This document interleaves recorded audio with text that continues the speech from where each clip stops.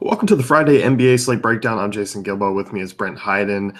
Taking a look at all the games going tonight for FanDuel and DraftKings, and this is a slate where you and I were talking before. It's just loads of options, loads of top end options that are all in great spots tonight.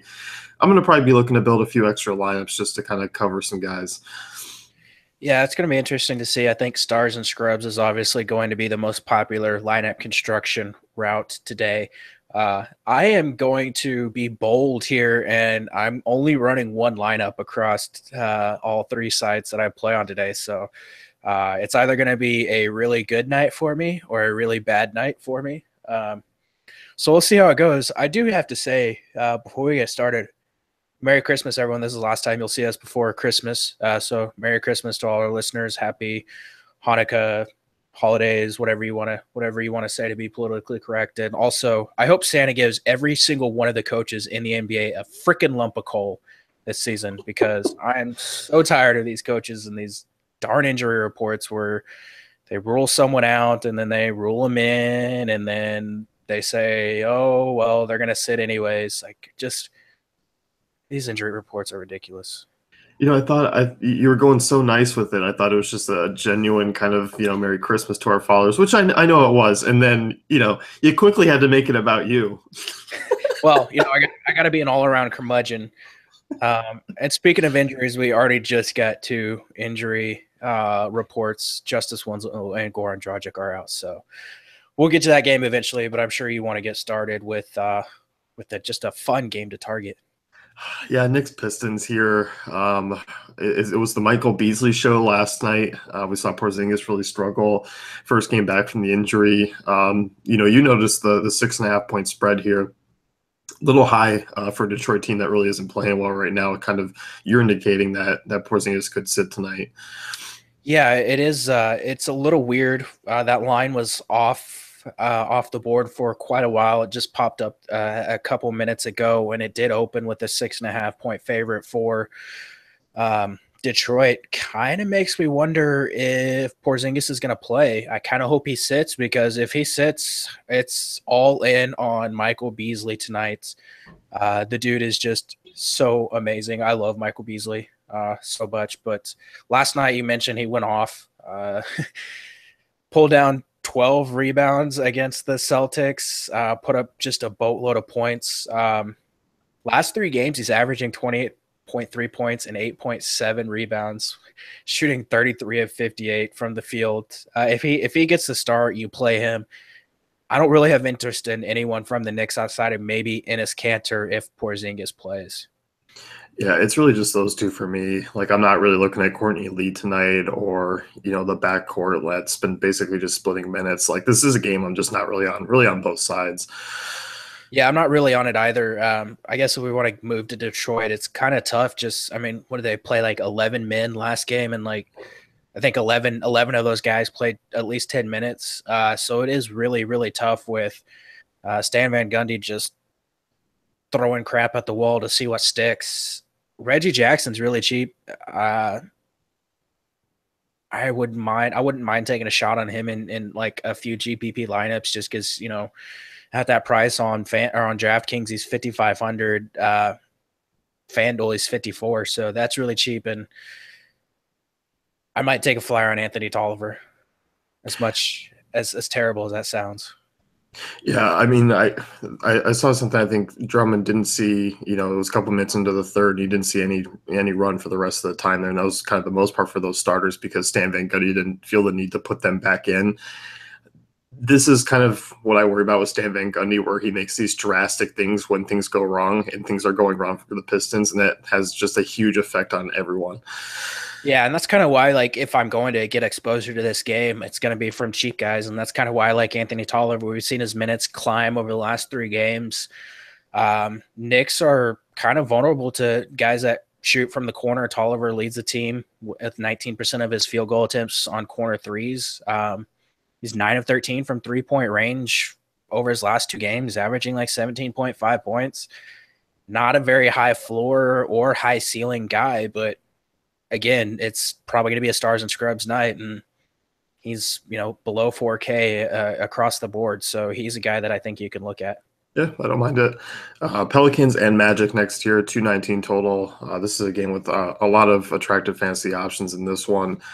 Definitely a game that I might be looking to game stack here. And I think there's actually very numerous ways you can go, even with fading kind of some of the bigger guys too. Yeah, this is a very interesting game to kind of look at and analyze and break down. I have a feeling just about everyone in the industry is going to be spending a lot of time talking about this game because right now we have no clue what Frank Vogel is going to do. We're not expecting Aaron Gordon or Evan Fournier to play. Jonathan Isaac probably doesn't suit up. We know Mario Hezonja has been getting the start, but against a Pelicans team that runs two bigs, I don't think you can start Mario Hezonja at the four up against Anthony Davis. I don't think so. I mean, it would be fun to watch. I would enjoy watching it. Yeah, it would be fun to watch if you have Anthony Davis. It wouldn't be fun if you have anyone else. I mean, like that the idea of Vogel possibly doing that, like it's gonna go over well. Not gonna go over very well. It's gonna be like a fart in church on Sunday. It's everyone's gonna be like freaking out, like what the hell is going on. But yeah, I guess if you think he starts someone like Mo Bates or Adrian Payne, I think those are the two guys that you could look at here, starting on the Orlando side of things. Yeah, I mean, on Orlando, like you mentioned, the injuries, like I still think Jonathan Simmons is a good spot here. Obviously, the price is up. He didn't have a great game last time out, but has been playing really well. Like I have no issue going back to the well with him. Yeah, I mean, he has just a really high usage rate with all these guys off the floor. I think I'd probably use him a little bit more in a game stack just because there are some, I think, options that you can look at that are cheaper at his position, but he's fine. I think Elfrid Payton's definitely interesting at his price. In a great matchup against a Pelicans team that's really struggled as of late on defense. So over the last 10 games, they ranked 22nd in defensive efficiency against point guards. So he's a guy that I think you can look at as well. I do kind of fear Vucevic's foul trouble going up against Boogie tonight. So he's a guy that I don't know that I would be too heavy on, especially at his price. Yeah, I mean, I think there's a couple other center options I'll take a look at. It's basically just Peyton and Simmons for me in this spot here. I'm not really looking to take shots on any of these secondary guys. I mean, you mentioned the potential in the front court here. If I'm building multiple lineups, I don't hate it. But if you're like one, I don't know if I'm going here. Yeah, I kind of agree. And you warned me about FedEx possibly coming to your door. FedEx is coming to my door, so I got to run for just a second. Go for it. I'll talk Pelicans here for a little. Pelicans, obviously a good spot here tonight. DeMarcus Cousins, Anthony Davis, obviously two higher usage guys on the team. Davis is, starting to drop a little bit in price. He's only 10-5 on DraftKings. That's comparison to 11-1 over on, 11-1 in terms of DraftKings. Davis has been playing well, averaging over 52 fantasy points in the last 3 games. The minutes have been sky high when he's stayed healthy. This is a good spot against an Orlando team that he crushed earlier this year, going 39-10 too. Going to be probably pretty popular tonight. Definitely a GPP guy just because you can't trust him in cash games with his injury history. Cousins is a little bit too expensive for, I think, his recent production. He's been right around that 50 fantasy point over the last 4 games. But, there's some guys that are cheaper that we can kind of continue to look at. DeAndre Jordan, Dwight Howard in these spots who are, 4K less or so. So obviously both are in play. Prefer Davis a little bit more here. Drew Holiday's the other interesting guy on the spot. 7,300 on DraftKings for a guy who's been playing really well. Also playing really heavy minutes of late too. Averaging nearly 40 over the last 4 games, 45 fantasy points in that span. Holiday's still at a decent price. I mean, obviously climbing up with his recent play, but he's a guy that I'm going to be looking at. And as far as Rondo, Etuan Moore goes, we saw Jimmy Nelson get a little bit of run. It's not particularly thrilling, but, I guess you can take a look at them in tournaments. More probably a little bit more of a cash game guy at the position, just given that his price tag is fairly low. Decent spot for Rondo. His price is back down, but so are the minutes. It's hard to really trust him at this point. I'm going to be looking some other directions. I think at 5,700 on DK, it's a little bit still a little bit iffy. I think you can look at Jamal Murray or Elfrid Payton or even a Reggie Jackson or Tyler Johnson just a little bit more. So Rondo's kind of off the door for me. Before I get too ahead of myself, I'm kind of waiting for Brent to come back here, but This is obviously a game I think you do want to look at. 219 total here, two bad defenses, two teams that do have a lot of offensive potential and offensive firepower. So it would not surprise me to see this game really just kind of fly off the shelves in terms of fantasy production. So we'll be looking there. Kind of staying put, waiting for this next game here. And he's back. I'm sorry, like my dog like ran out the front door when I went to go open it for FedEx. So sorry about that. New Orleans, you want to talk on guys you're liking here? I mean, I mentioned Anthony Davis being in a great spot. I listened to what you said. I 100% agree with everything that you said. I did kind of skip over someone that is a little interesting here on the cheap side on the Orlando things, and that's DJ Augustine playing increased minutes. Does have a decent amount of usage with some of these injured guys off the floor, so he's another guy that you might be able to consider. But I think it's Davis. Cousins obviously in a great spot, and Drew Holiday is just way too cheap. His production has been there for him despite Anthony Davis being back. So I think he's a guy that you can really, really target in the spot. Yeah, it's pretty much just those three for me. Like everyone else is not in a spot on a full slate I'm looking to use. Yep, I agree. Washington, Brooklyn next here. Obviously, a rematch of a few games ago. Washington 5.5-point favorites. It's kind of weird, like John Wall is obviously in a great spot here tonight, but I don't feel like I'm going to be going to him. I don't know how much Washington exposure I'm actually going to have, and it's kind of weird because they're targeting Brooklyn. Yeah, I think you mentioned John Wall. It is such a great spot for him. Based on how lineup construction is probably going to shake out, you're not going to see him be very popular. He's under 9K on DraftKings. That's a little too cheap for John Wall on DraftKings. FanDuel 9,500. You're not looking there, but I do worry a little bit. He's only shooting like 35% since returning from that knee injury, but 15, 16, 16, 18 field goal attempts over his last 4 games. Like he's shooting a lot more. So I do actually really like him if you're maybe going to go like a balanced lineup route in GPPs. Bradley Beal still cheap, or his price has gone down since Wall has returned. Again, DraftKings only, FanDuel, he's still too expensive. He's extremely interesting. He's over 40 fantasy points in 3 straight games since Wall has been back. Yeah, I don't mind Beal.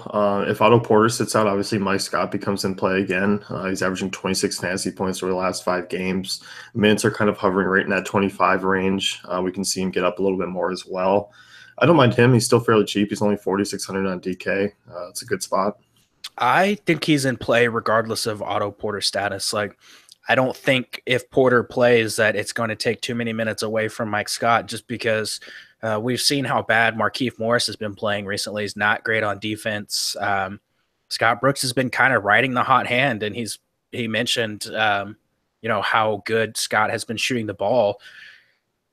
Like, he's 53 for 72 over his last 8 games. That's just incredible. This guy is scoring really efficiently. So even if he's only going to play like 25, 26 minutes, he's 5K on FanDuel. He's really cheap. He's 4,600 on DraftKings. A guy that's been over 30 fantasy points in 3 straight games. I'll take that at those prices. Yeah, and as far as the front court goes, you mentioned Morris. Inconsistent, obviously, this year. It's affected his minutes. The same has gone for Gortat. Do you have any interest in Gortat here? Not really. I have a feeling that if Brooklyn goes small, which they do a lot, like you're going to see Gortat kind of get played off the floor. So he's not a guy that I would really look at here. Anyone else? Oubre, do you have any interest in tonight? If he gets a start, sure. On the Brooklyn side of things, it's basically kind of been a little bit lackluster, I guess, of late. Rondae Hollis-Jefferson, I do have some interest in, more so on DK, where he's 6K compared. He's still up around 7 on FanDuel. Decent spot for him. He'll probably be the only guy that I actually take a look at. And I mean, Dinwiddie 6,400. It's not a great spot here. Washington's been pretty good defensively of late. I do have a lot of interest in Rondae Hollis-Jefferson. I think the guy that I actually like even more is DeMarre Carroll. It's a really good spot for him. We know the minutes fairly solid. Last 2 games they've been like down 23, 25. But he's generally a 29, 30 minute per game guy. He's only 4,800 on DraftKings. I think 30 fantasy points is a pretty safe expectation for him in this matchup against Washington, who's really struggled on the wings. I think he's a little too cheap So I think it's him and it's Rondé, and that's pretty much it for me. Yep. Clippers and Houston next here. 220 total. Obviously, Chris Paul out tonight. Obviously, half of the Clippers out tonight. This is a game I think a lot of people are going to be focusing on. Do you see a blowout here? Not really, and I don't think it matters even if it does. Yeah, because Harden's going to play 39 minutes, whether they're up 40 or up 2. Yeah, pretty much. We already know that's going to happen. So like as far as everyone else goes, like it doesn't. I don't think it matters that much either. Just because I mean, let's be honest, Houston is pretty shorthanded as well. They're without Luke Richard and Mbah Moute. They're without Chris Paul. Clint Capella is doubtful for this game. So like they're not extremely deep, and they're already a team that it doesn't matter like how healthy they are. They still only play like 8 players. So I mean, we're still looking at a great spot for all these guys. Yeah, Harden's the guy that I'm going to probably be looking to build around tonight here with just no Chris Paul in the spot against the Clippers and some injury news possibly coming in. Milos Teodosic will not play tonight. Yeah, they save it for the perfect time. I mean, this happened, what, 2 or 3 pods ago where we got like 3 injury news perfectly aligned with our games. Yeah. Yeah. So do we want to start with the Clippers side or do we want to start with Houston on this one? Let's start with the Clippers side. Obviously that, we're already missing Gallinari. We're missing Wes Johnson. They're just missing a ton of guys. I mean, I don't want to see Williams in there. I don't want to, sorry, not Williams, Evans in there. I don't want to see these guys. Like, I really don't. Yeah, it's going to be like with no Milos now. Like I know that Austin Rivers is back, but Juwan Evans gonna see a bunch of minutes, 24.8% usage rate without Beverly, Gallinari, Griffin, Wes Johnson, and Milos on the floor. So he's a guy that's another value play to consider. This is a revenge game for Lou Williams, who was traded from the Rockets to the Clippers in the Chris Paul deal. He may be a little salty about going from a title contender to the Clippers. So I don't know that he's healthy. That's a little concerning. But the minutes should be there for him tonight. Shot attempts. I mean, he's got a 37% usage rate with all these guys off the floor. I kind of think this could be a Lou Williams, just like I'm going to come out and take like 25 shots and put up 50 fantasy points spot. Yeah, I mean, I'll definitely be getting some exposure to him. I don't know how much interest I have in the rest of the Clippers here. I mean, DeAndre Jordan, you can make a case for, but I still kind of like some other center options even around him. But I don't know. Austin Rivers, like not a guy that I'm really looking to use. I prefer kind of looking at Alfred Payton or Jamal Murray in that spot instead. I don't know if you can ignore him though. Like we're talking, let's see, they're basically going to run Juwan Evans, Austin Rivers, and Lou Williams at the 3 guard spots. And then you also have no Wes Johnson. So that's another guy on the wing that you kind of have to fill in these minutes for. Like you're going to see 35, 40 minutes out of Rivers, Lou Williams, and Juwan Evans because they don't really have anyone else. So Rivers is another guy that I think he could look at. I mean, obviously there's no Chris Paul on the other side of the ball. So who's gonna defend him? Like I know Eric Gordon is a stout dude and like, but he's not a very good defender. Like he's strong and built like a freaking brick shit house, but he's not a very good defender. So like there's just really no one that's going to be able to lock these guys down. Like they're still going to just take a ton of shots. So I think you can go that route too. Yeah, I mean, I'm not against it. I'm just going to be trying to look a little bit elsewhere in terms of Rivers. I mean, building multiple lives, like I'm going to have probably a share or two, but I just prefer Williams. Like you said, I do worry that the health is a concern here because he just really hasn't played all that well. But I mean, the shot attempts are still there, and this is a decent matchup against Houston. Yeah, I guess I overlooked CJ Williams. He's another guy that could get in the rotation. It looks like Sindarius Thornwell's kind of fallen out. He only played 1 minute against the Suns. He had a couple like 14, 16-minute games before that. So I still expect we'll see Austin Rivers like 38 minutes, Lou Williams 38 minutes as long as he's healthy. So those are the kind of the guys I'd look at there. And then you mentioned DeAndre. Like I don't really want to go there tonight. Like I think there's better spots to attack, but like Jamil Wilson and CJ Williams and Juwan Evans, I guess, are cheap guys that you can use as lineup fillers. Yeah, I think with no Capella, like that kind of is a little bit of an issue. I think for matching up with the Rockets tonight and using Jordan. I mean, they're going to throw Nene out there for like 28 minutes. So, I mean, Yeah, you'll at least have a big man for the majority of the time that Jordan's on the floor. But I guess if you expect Jordan to see fewer minutes because Houston goes small, Montrezl Harrell, he's the backup center in LA, and it is a revenge game for Harrell too. yeah. I mean, this is one of those companies we've been dealing with this for like the last 2 weeks. It's basically just kind of the same guys for me. Yeah, I'm kind of in the same boat. Houston here, obviously with no Chris Paul, no Clint Capella, as you said earlier. We're looking at James Harden basically just being one of the prime options to kind of build around tonight. Yeah, I mean, newsflash, like James Harden is good at basketball. And he's in a good spot here against the Clippers team that is just terrible on defense without Beverly and without Griffin and without Wes Johnson and without Gallinari and all these guys. So Harden without Capella, without CP3, and without Mbot Omute on the floor, 44.2% usage rate, 1.64 fantasy points per minute. Harden's going to put up a huge game here. And I think in cash games, he's obviously your starting point. GPPs, it's a tough fade. You could probably get away with it in a couple lineups depending on how you go about your lineup construction. But yeah, I absolutely love Harden tonight. Yeah. And obviously, you mentioned Eric Gordon a little bit ago. Price is up a little bit here on DraftKings, 5,900. DK has kind of feel like started to prep a little bit for when guys are missing if they have that extra day. Yeah, DraftKings obviously got that information in time to jack up Eric Gordon's prices, and I still don't care. I'm still using him. Uh, Yeah. yeah, I don't see a reason to fade him. Like, I mean, this is a guy even at 5,900, probably 35, 40 fantasy point upside. So I think you're just using him and Harden, and if you want to fill in with maybe a PJ Tucker or Trevor Ariza, both those guys are going to play a boatload of minutes too. They're both cheap still. I guess Ariza's priced up a little bit, but I think you can use both of them as well. Yeah, I'm looking there. I'm not really looking at the front court, though, in terms of guys that would be filling in. Because, I mean, you said Nene, he's cheap.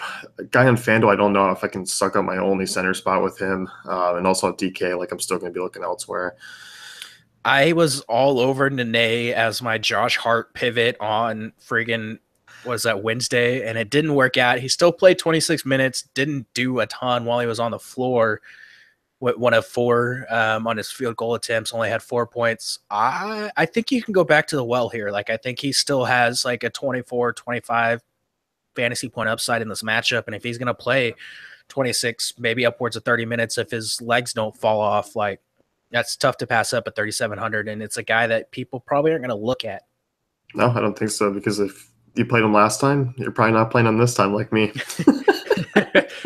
Yeah. I mean, like people got burned by him if they used him on, Wednesday. So the rule of thumb in DFS is you go back to the well with guys you got burned in because they're going to go off the next game. At least that's one of my rules. I don't know if everyone else does it, but You do got to have a short memory.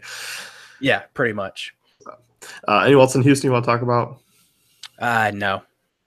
Dallas, Miami next year, 195 total. I'm not really interested that much in the Dallas side of things here on this slate, but I do have interest in the Miami side.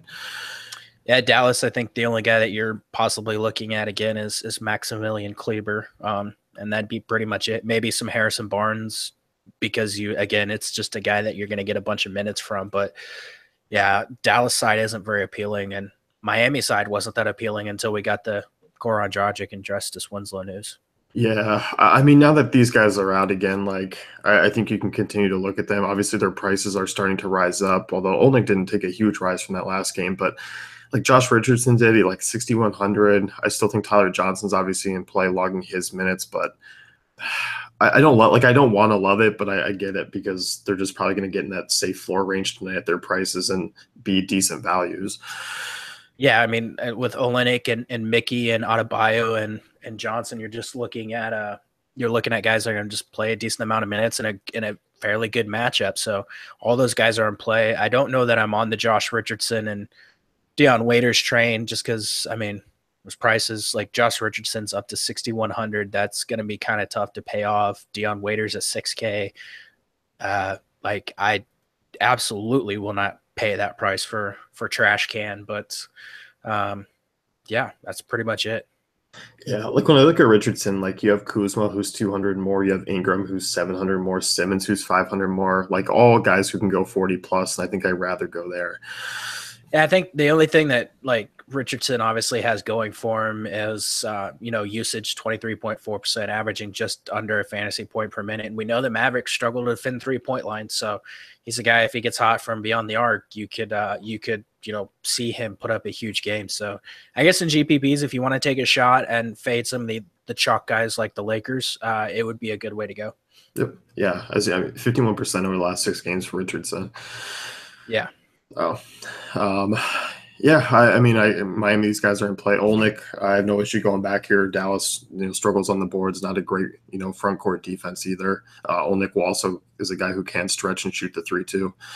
Yeah, it's. I mean, all three of those guys you can make a case for in this spot. Mickey, Adebayo, Olenek. I mean, they're all three gonna. You're basically all three guys are soaking up 96 minutes at the power forward and center position. So all three of them are in play. Charlotte and Milwaukee here next, 211 total. I like this game. I think it'll fly under the radar a little bit. I don't think it's obviously as attractive as some of these other options, but there's a lot of kind of sneaky GPP plays in this game. There are a lot of very interesting plays on both sides of this game. I do think we had to monitor news and see if Michael Kidd Gilchrist plays. If he sits, it's going to open things up even more. Yeah, we'll start with the Charlotte side. My favorite play from this one is Dwight Howard. When I'm looking at Charlotte, obviously centers against Milwaukee is just something that I want a piece of, at least I feel like on a nightly basis. Yeah, when I started my lineup construction this morning, there were two guys that went into my lineup first, and Dwight was one of them, and another center was the other one. Shockingly enough, it wasn't someone like James Harden or CJ McCollum, who we'll talk about later. But Dwight Howard, I'm not fading him in the spot. We've seen him put up big games against the Bucks already this season, but we know that Milwaukee struggles against big men. They're third most fantasy points allowed per game to the center position. They're 28th in defensive efficiency to centers over the last 5. They're 30th on the season. Yeah, he's just going to go bananas here, and I don't want to fade him.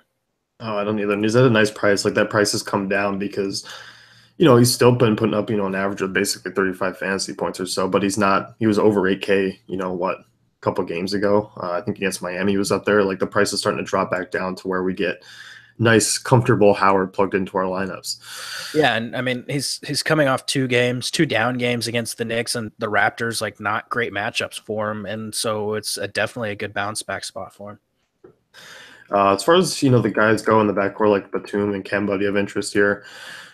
I do have a little interest in Kemba and GPP just because of that price. Like, it's so freaking cheap. I know he's been bad. He has not been shooting the ball very well. He's only averaging like 12.7 points over his last 3 games. It's more than 8 below his season average, shooting like 15 for 51 over that stretch of games. I think that wrist is bothering him still, but like at some point he's going to get healthy and he's going to put up a big game. And at 6,800, I know it's not at home, where people just apparently think there's, a massive home road split. But I think you can go to the well there. Batum's interesting. I know he let everyone down last game, but targeting Milwaukee with guys that can shoot from the perimeter is a decent option. So I don't mind Batum. And again, if Michael Kidd Gilchrist sits, I think that's going to open up things for like Jeremy Lamb. And Jeremy Lamb coming off a huge game is in a very interesting spot. Yeah, I really don't have an issue with any of those guys. Like I'm going to be looking to sprinkle them in certain lineups, just because I think Charlotte's really just not going to be a team that people are on tonight, and Milwaukee's a defense that I do like to target. Yeah, and I mean, I mentioned Lamb in 2 games against Milwaukee this season. He's averaging 28.5 points or 28.5 minutes, 26 fantasy points. So I think Michael Kidd Gilchrist only played like 7 minutes in one of those games, and I don't think Batum actually suited up in either of those games. So that's something to keep an eye on again. But I mean, Lamb's minutes have still been fairly solid, so I think you can go there. On the Milwaukee side here tonight, obviously, the last time these two teams played, Bledsoe did not play. So, like, if you're kind of looking at those historic numbers, like Middleton's really popped off against Charlotte in 2 games this year. Yeah, he really has, and I don't think Bledsoe being there is going to take away from that. Like we've seen Middleton's production just be ridiculously solid recently. I mean, 37, 38, 53, 38, 34, 38, 36, 42, 30, 43. Like at his price, like you'll take pretty much all of those numbers or all those, games out of him. So, um, Charlotte, a team that struggles to defend kind of the wing position as well. And he's playing a ton of minutes, at least 15 field goal attempts in 4 straight games. Um, 3 of those games, he has 9 3-point attempts, double digit assists in 2 of the last 4. I don't see really a reason to come off of him in this spot unless you're going to be going with like McCollum or someone else over him. That's what I was kind of looking at here. I could see Milton being that pivot to McCollum tonight, even though, McCollum's obviously in a great spot here without Lillard too. But, Milton is another one I think will just kind of go overlooked, even with, the 2 games against Milwaukee this season, or sorry, against Charlotte this season. The usage rate is it's Bledsoe, Middleton, Giannis. Like that's what it is for this team, and it's simple enough. Yeah, I mean, you're looking at all 3 of those guys anyways, like on a nightly basis. And I mean, with McCollum being pretty much the same price, like that's a great tournament pivot if you think McCollum maybe comes out and has a bad game, or if you just want to go to the balanced route, which I think is a viable option with even with all these studs, like loading up on a bunch of 7K guys and like one value player. You could do that, and Middleton kind of fits in that lineup construction. Yep. With Bledsoe, Giannis, you have any interest here tonight with them? Giannis, yeah, I definitely don't mind Giannis. I think he's going to be the most overlooked star on the night, and we know the upside that he has. It is a little bit of a tougher matchup just because we know the Charlotte Hornets are a decent rim protection team, and that's kind of been the kryptonite for Giannis. But again, it's still a good spot for him. I think you can look there, and Bledsoe's fine. I don't know. I think there's a bunch of other guys that I'd rather pay for though.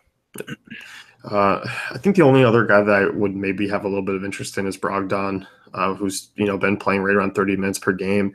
He's a guy that I do think who can get you 25 fantasy points here in this spot for fairly cheap. I mean, he's only 4,700. He's also shooting guard eligible on both sides.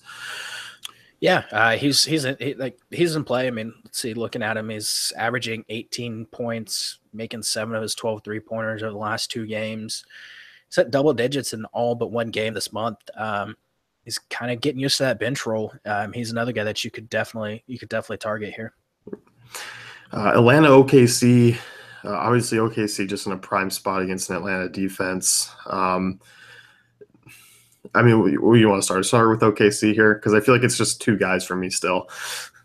It's kind of 3 guys from Oklahoma City for me, and one of them I don't feel that comfortable in. But obviously, if you're wanting to play Westbrook, go for it. I don't have to tell you that he's a good play against Atlanta. Like we know Atlanta struggles against point guards. If you want to use him over Harden, go for it. If you want to use him over Durant, go for it. Like I wouldn't say no to Westbrook. Steven Adams is a guy that's, along with Howard, I'm just locking into my lineup, the first 2 guys in my lineup on DraftKings because I'm going the 2 center route. We know centers against Atlanta just go bananas, especially ones that can rebound. He's one of the best offensive rebounders in the NBA. 4th in the NBA among centers and points in the paints. We know he's an excellent defensive rebounder too. Like he should just go bananas here, and I don't think anyone's going to have him. Like I think it's the spot where he's going to go extremely overlooked. I mean, Adams was the other guy. It was him and Westbrook for me. Adams continues to sit in that mid price, and I'm just kind of waiting at the end of the year to see my recap of most used players and see Steven Adams in it. Yeah, if I ever got those emails, I would see that as well. But no matter how many times I email DK support and say, hey, I'm not getting those recap emails, I still don't get them. I still don't. Bummer. What a bummer. Well, I know Mario Hezonja won't be in there. Yeah, Mario won't be in there. Dion Waiters won't be in there. There's several guys that won't be in there. So can I guess this third guy here for you? Is it Carmelo? It is. I knew it because he's too cheap and you're waiting for it.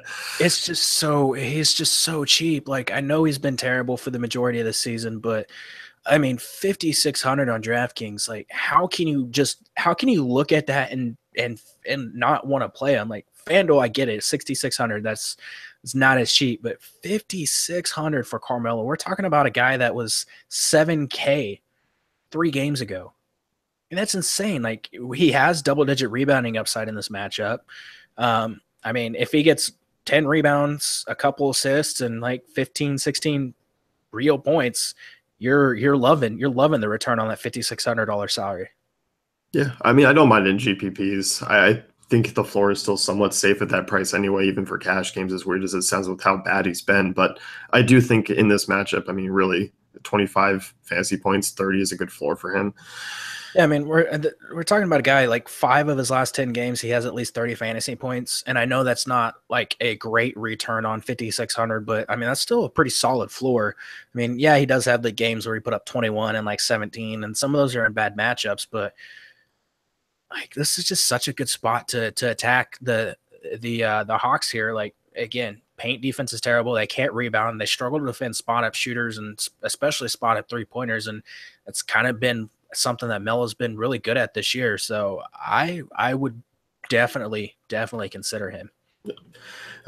So Paul George, I mean, any interest there? Like the peripheral stats have been there of late. Like he's been getting a ton of blocks and steals, and his price is starting to come down. I mean, he is 7,100. Once again, it's a little different. 84 on FanDuel is a different story. Yeah, sure. I mean, if you want to, I still think that Carmelo is probably the better option. But like, I mean, if you want to go with some Paul George, again, building like balanced lineups and GPPs, I think you can go there too. Yep.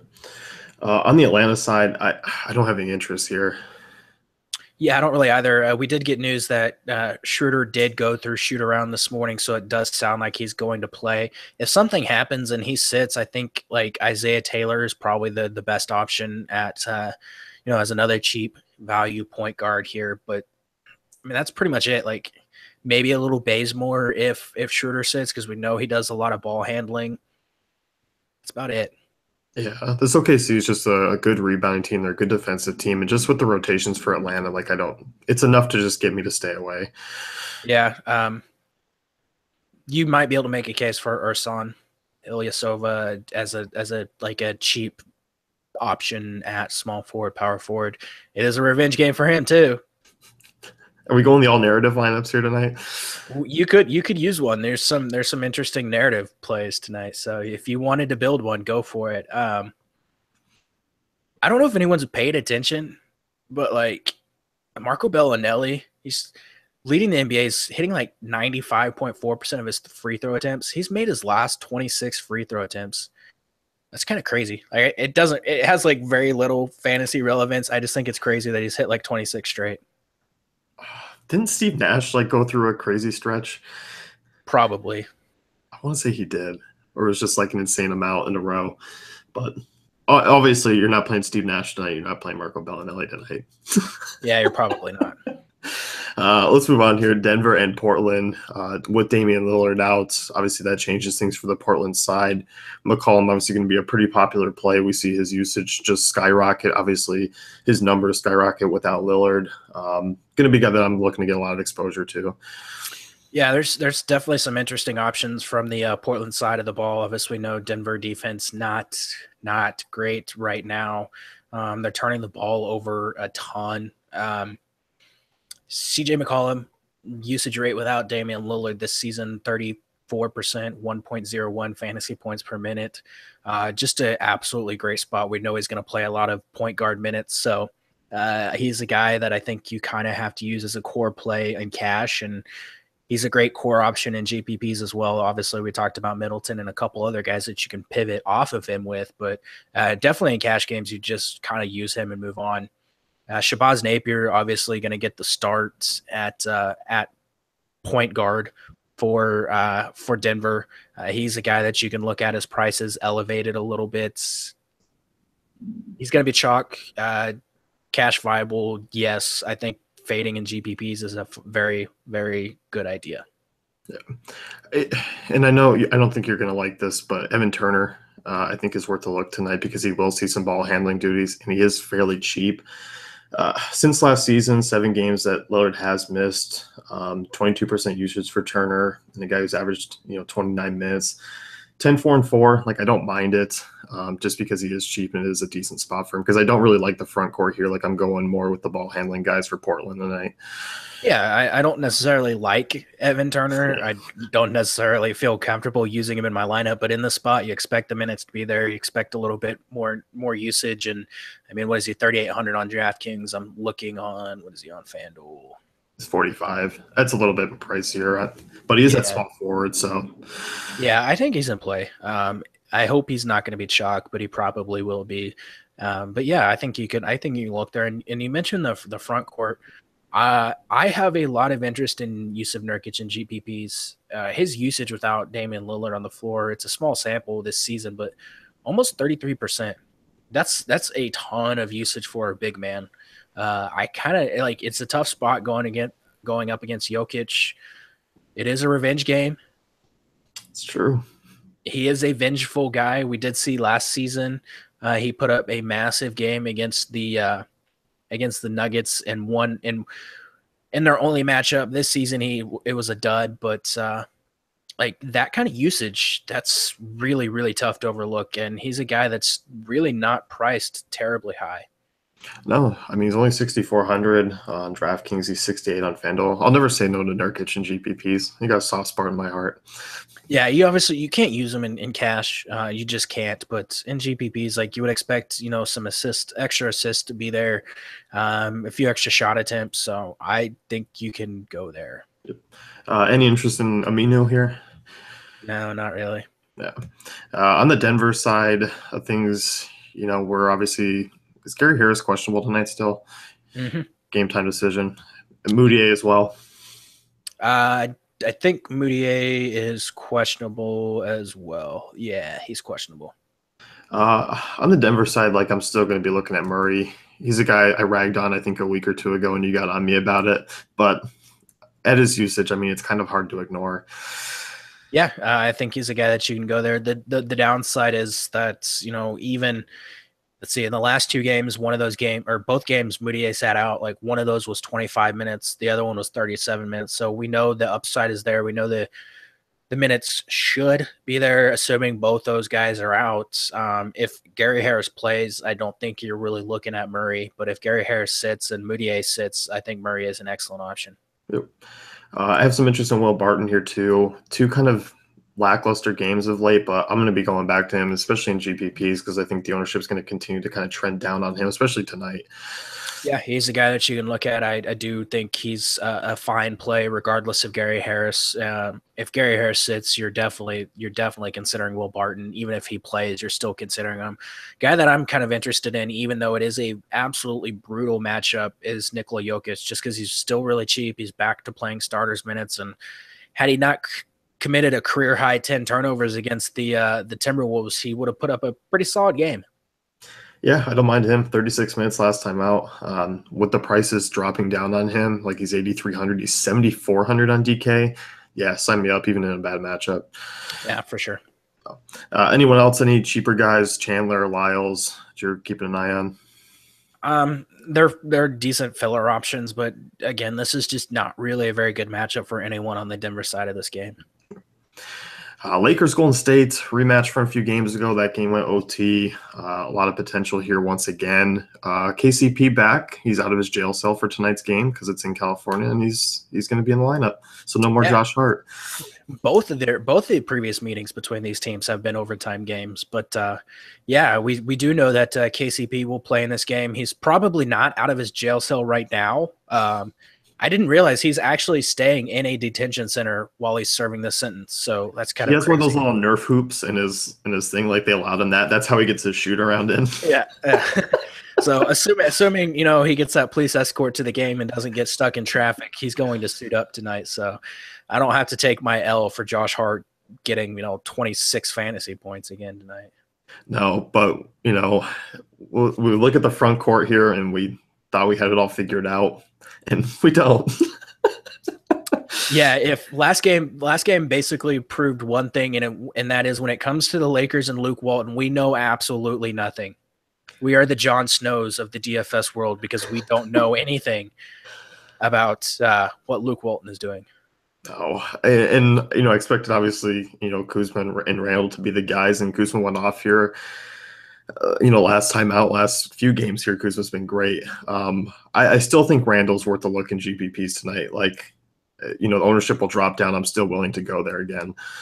Yeah, he's a guy that I do have a lot of interest in, especially in GPPs. I do think he actually sees minutes in this spot. I think this is kind of the matchup where he should get a bunch of minutes. We've seen him last two games against the Warriors. He's averaged 30.6 minutes, and that was with Brook Lopez being, available. So I do have a little concern with Kuzma, with Draymond Green being back. That might put a damper on the Kuzma, upside here. But again, at that price, it's really tough to ignore the minutes and the potential that he has. Yeah, it is. I think as far as the other Lakers go, like Brandon Ingram's a guy I still have some interest in here.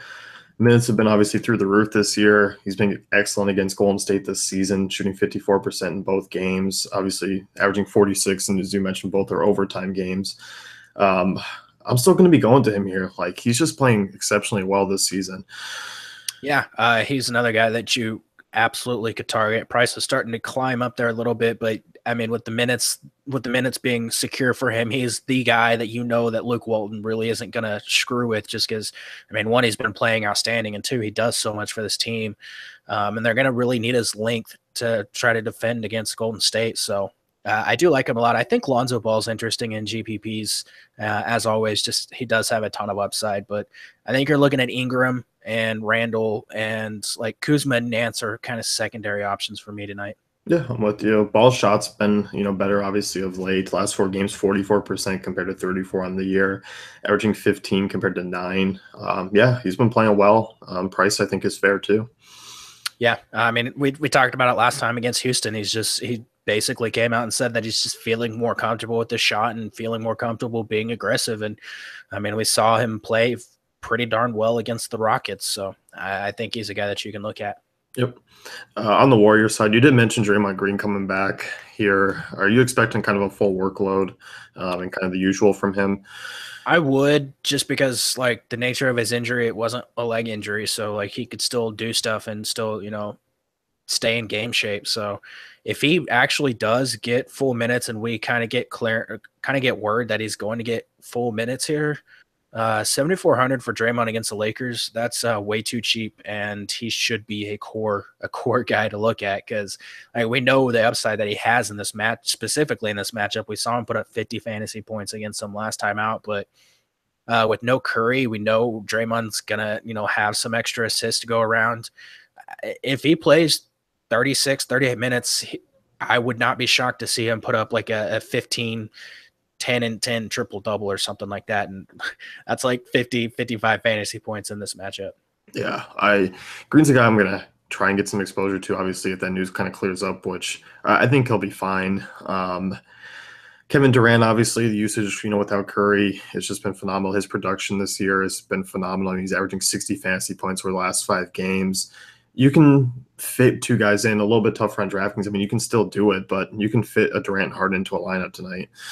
Yeah, and I think I think Durant and Giannis are going to be the two guys that go overlooked, and like people are going to be like, "Oh my God, Draymond's back. You can't play Durant." Like if you look at his usage, he's still 37% usage, 1.52 fantasy points per minute with Draymond being back, or with Draymond on the floor this season as well. So like he's not affected by Draymond being back. So it actually probably makes his life just a little bit easier. I would not be afraid to use him, especially in GPPs. Like if you're wanting to fade Harden and Westbrook and all those chalk options and get a guy that has 60, 70 fantasy point upside. Like I know he hasn't been outstanding in these last two matchups. He's only averaging 60 fantasy points against the Lakers this season. It is kind of a tough spot against Brandon Ingram. But again, shot attempts are going to be there. Everything else should line up for him to have a big game. And if this one goes to overtime, you're going to want exposure. And I mean, you mentioned would Durant shoot that last game against the Lakers? I mean, 34%. He was 10 of 29 and still put up 72. Obviously, overtime helps, but yeah, I mean, he did struggle in that last game. Yeah, and I mean, yeah, the overtime helps, but again, overtime's only 5 minutes, so like, Yeah. It's not like overtime just led him to getting like an extra 40 fantasy points. Like he's still having a solid outing before the overtime period. Yep. Iguodala is questionable tonight. That would open up some more minutes. Caspi still in play for you if Iggy sits? I think so, yeah. Yeah, I'm with you. Klay Thompson's a guy I don't really have any interest in just because of the slate. Like, there's far more options I think around him that I'd much rather use. Middleton, Holiday, McCollum. Like, I know he had a great game against Memphis, but we really haven't seen upside much from Klay Thompson in a while. Yeah, I think we're going to see the upside out of him now that we have Draymond back and Livingston and like if Iguodala plays, that definitely helps him just because he doesn't have to try to create his own shots now that you have guys on the floor that can create for him. So I think he's definitely another option in that kind of 7K price range that you can look at. Like we saw him just get freaking like he went ballistic in the first quarter against Memphis. I think he had like 27. It was 29 points in the first half against Memphis, and he did nothing the rest of the game. I bet people that had him were kind of pissed, but like again, he could get really, really hot tonight, and like if he has like one of his Clay games where he puts up like 40 fantasy points in the first freaking half or 40 fantasy points in a quarter or some BS, and you got McCollum sitting there kind of struggling against Denver, like you're going to be kind of happy or you're going to be kind of pissed that you didn't have any Klay Thompson. Yeah, that's true. I mean, he does always have that potential. There's always that heat check where you just see a bunch of flames on an emoji coming up and you see Klay Thompson's name and you're like, shit. Yeah. So when he has one of those 37 real point quarters or whatever it was he had last year. Oh, yeah. Anyone else here for the Warriors? Iguodala,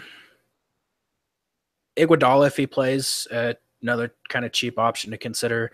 I don't think you're looking at Jordan Bell now that Draymond is back. That'd be it. Like you mentioned, Caspi, he's kind of interesting, but you would expect his minutes to take a little bit of a dip with Draymond back. So if Iguodala sits again, yeah, Caspi's in play, but their prices are kind of getting a little too high. Yeah.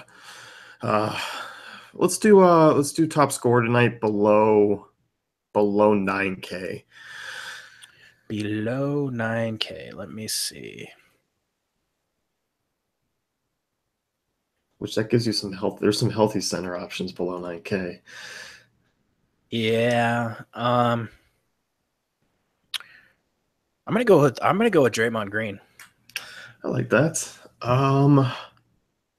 Since John Wall's below 9K, I'll say John Wall here. Yeah, I couldn't fault you for going there. That's gonna wrap it up for us. As you know, Brent mentioned earlier, have a good holiday, have a good Christmas, stay safe, and we'll see you guys. Obviously, we're not gonna do a pod for NBA, but we will have cheat sheets. Brent's GPP article will be up for Christmas, and have a good one, guys. Merry Christmas.